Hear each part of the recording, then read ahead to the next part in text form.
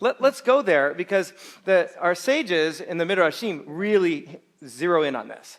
So they pick up on the Vav, Velo Hayamayim, and there was no water. And they say it's connecting to the previous verse, which was Miriam died there and was buried. Miriam died there, was buried, and there was no water. And so they connect the two together. And it's fascinating. There's a Midrash.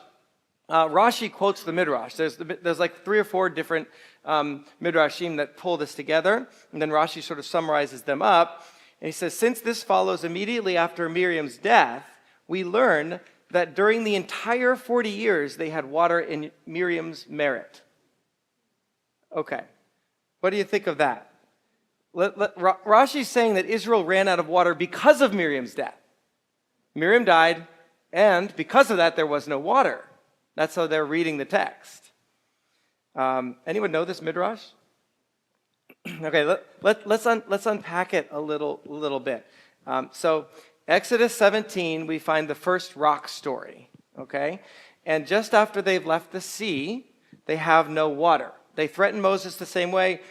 God tells Moses, strike the rock forcefully, like what Greg was saying. They threaten Moshe. He strikes it, water gushes out. There are no more water problems for the next 40 years until this time. There's food problems. There's never any water problems. And so the Midrash says, well, why not? And it connects it to Miriam, that Miriam actually carried the rock with us in the wilderness for 40 years. So the Midrash is that Miriam carried this rock, and that was the source of our water for 40 years. And so this rock is called Miriam's well in our tradition. This rock is called Miriam's well. Yeah, so when she dies, the rock stops producing water. That's the logic of the story. Again, Midrashim, it's to teach a lesson more than it is to say this is what happened. So resist the temptation to be like, well, the Bible doesn't quite say that, although we'll get to Paul sort of does allude to this tradition. Okay, now there's all these really cool things about Miriam. Miriam is a very special character in the Torah. So Mem Resh Yud Mem, Miriam is we usually say bitter, but if you change the vowels, it can mean different things. So Marim is bitter, the waters at Marah were bitter, but Morim, rebels, is what we see here. Listen, Morim, listen, rebels. Moses calls the people, and then Merim is also in the Numbers 20, where Moses lifts up Merim to strike. So the sages see this pattern of Miriam sort of being a part of these water stories in her name, different vocalizations of the same root midrashically.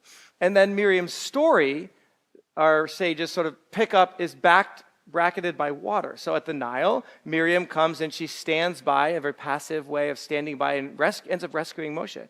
The Sea of Reeds, she's the first one to sing right after the splitting of the sea.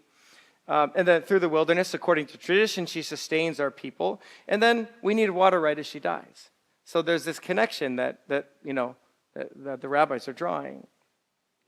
Miriam is seen as the embodiment of quiet faith. She's seen as not acting with force, standing, watching, singing, trusting. For Miriam, it's her presence, not her power, that brings provision.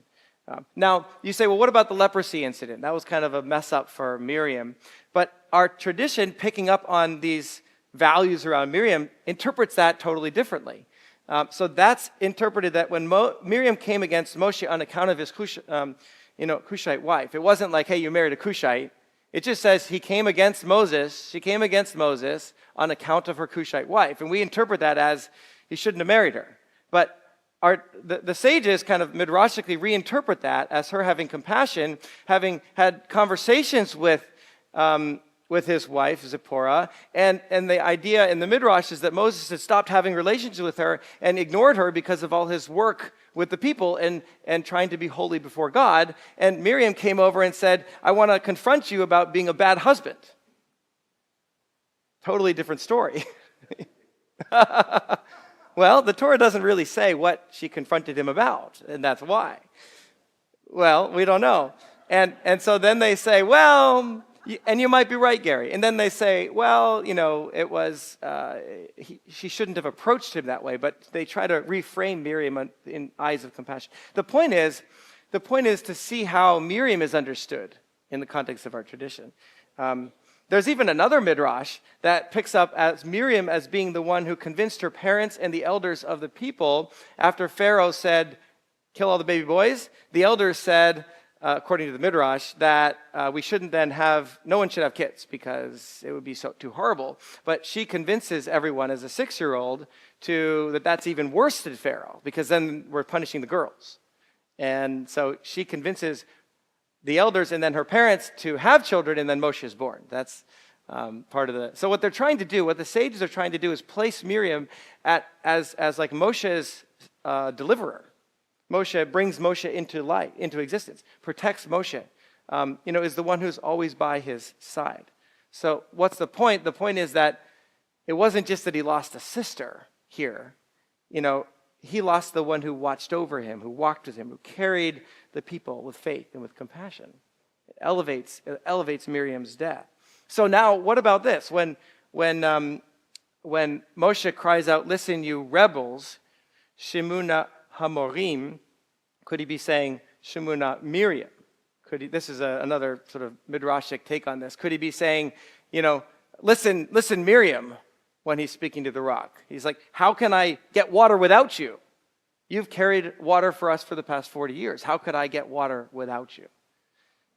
So he strikes the rock, not once, not twice, as if trying to force a miracle that Miriam once facilitated through faith. So what we're seeing, if we go with this sort of path within rabbinic tradition, that it wasn't necessarily disobedience, but about sort of a spiritual transition that's happening. Okay, let's pause for a minute. Why does God say to speak to the rock rather than strike the rock? First time it's strike the rock. Second time it's take your staff, but speak to the rock. Yeah. I heard a really cool thing this morning that said that Miriam was the wisest person. Kind of like everything. Miriam, whether it's talking to the daughter of Pharaoh, just to convince her to adopt this child, or whether it's singing, she was the person who would speak and use words. And Moses was uncomfortable with words. He's not a speaker. He doesn't not a lot of confidence in his ability to talk.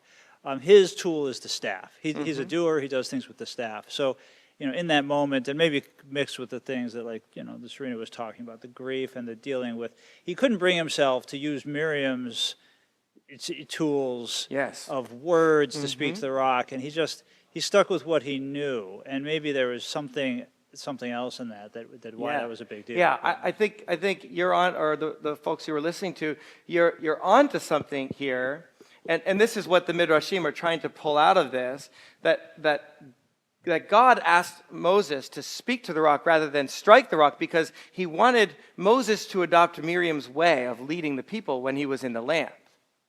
And so he wanted him to lead more through his words, more through presence, to transfer her legacy into the people. But deep down inside, Moshe couldn't do it because he was in so much grief. And so he instead looked backwards to the way things were versus forwards to the way, God was leading the people in the land of Israel. And so we might reinterpret this passage rather than a harsh punishment against Moshe, that, again, this is the way that our tradition wants us to see this, that this is actually God acknowledging his grief and loss and a release for Moses.